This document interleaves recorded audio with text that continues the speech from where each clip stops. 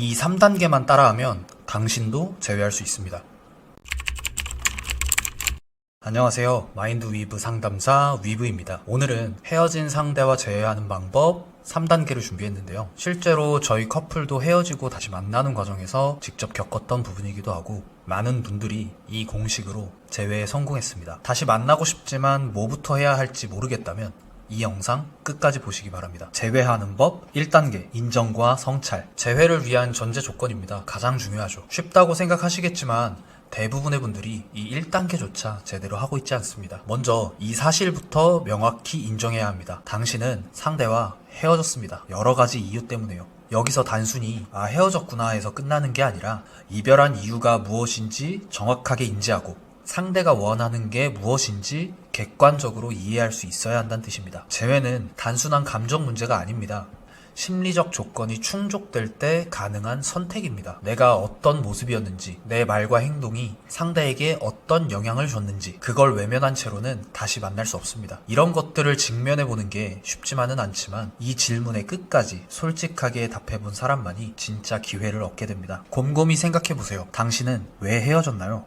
재회하는 법 2단계 변화하기. 당연한 얘기처럼 들릴 수 있지만 재회의 성공 확률이 극명하게 갈리는 단계입니다. 이것만으로도 연락이 이어지는 경우가 꽤나 많으니까요. 이별 후의 시간을 막연한 기다림으로 보내는 것이 아니라 다음 기회를 위한 준비의 시간으로 쓰는 겁니다. 이전보다 나아진 혹은 이전과는 달라진 매력을 만들어야 합니다. 흔히 성격이나 가치관이 중요하다고 말하지만 이런 내적 변화는 쉽게 바뀌지도 않고 바뀌었다고 하더라도 상대가 그 변화를 알아차리기까지 오랜 시간이 걸립니다. 반면 눈에 보이는 현실적인 변화는 더 빠르고 확실하게 전달됩니다. 현실적인 변화라고 하면 예를 들어 외모, 스타일, 몸매, 경제력, 삶을 대하는 태도 등이 있습니다. 이런 가시적인 변화는 아주 효과적이고 명확한 설득의 언어가 됩니다. 인간은 본능적으로 이왕이면 더 나은 사람을 선택하려고 합니다.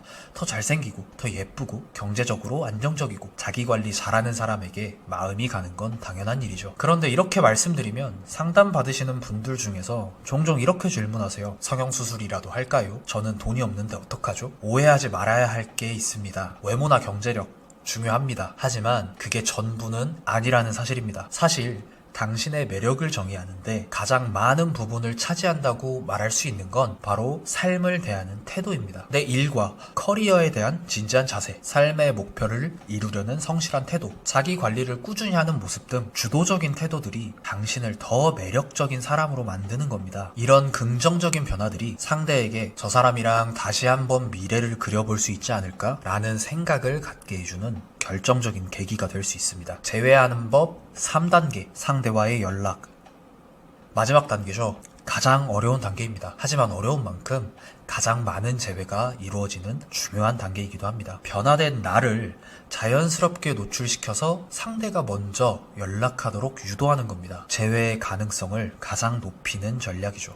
이때는 나의 변화된 모습을 상대방에게 언제 어떻게 보여줄 것인가가 핵심입니다. 간단한 예시를 들어보면 SNS에 변화된 나를 자연스럽게 노출시킨다던가 서로 아는 지인을 통해서 간접적으로 나에 대한 소식을 전하는 방법 등이 있죠. 하지만 이런 전략들이 모든 상황과 사람에게 통하는 건 아닙니다. 상대의 성향이나 이별의 맥락에 따라 변화된 나를 노출시켰음에도 반응이 없을 수 있죠. 이게 안 먹히는 사람들이 있습니다. 예를 들어 당신의 소식을 들었거나 봤지만 자존심 때문에 연락을 못한다거나 이미 다른 연인이 생긴 것으로 착각했거나 나 없이도 이미 잘 산다고 생각해서 포기했을 수도 있죠. 그럴 땐 당신이 먼저 조심스럽게 연락을 시도해 볼 수 있습니다. 그럼 언제 하는 게 가장 효과적일까요? 이 타이밍에 대해선 다음 영상에서 더욱 자세하게 알아보겠습니다. 오늘은 간단하게 말씀드릴게요. 이별 후에 사람의 감정은 시간에 따라 변화합니다. 이걸 이별 후 폭풍이라고 부릅니다. 처음에는 자유로움을 느끼다가 시간이 지나면 문득 빈자리를 인지하게 되고 이후 외로움, 그리움, 후회 같은 감정이 찾아오죠. 상대방이 외로움, 그리움 이런 감정들을 강하게 느끼는 시점에 맞춰서 연락을 시도했을 때 재회 성공률이 훨씬 높겠죠. 물론 연락하기 전에 하고 싶은 말을 미리 정해두는 건 필수입니다. 진지한 감정을 담은 말 말고요. 가벼운 안부 인사 정도가 적당합니다. 결국 이 3단계 마지막에서 주의할 점은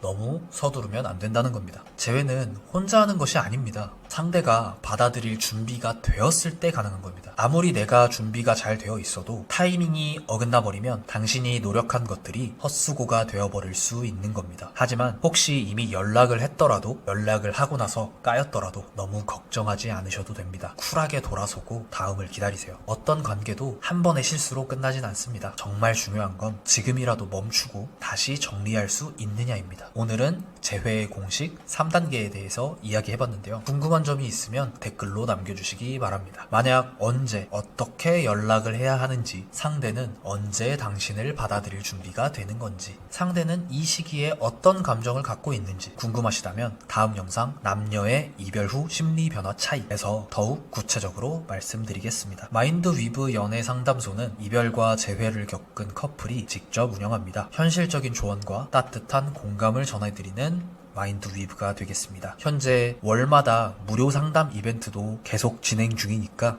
고정 댓글 꼭 확인해 주시고요. 구독과 좋아요, 알림 설정 부탁드립니다. 위브 상담사였습니다. 감사합니다.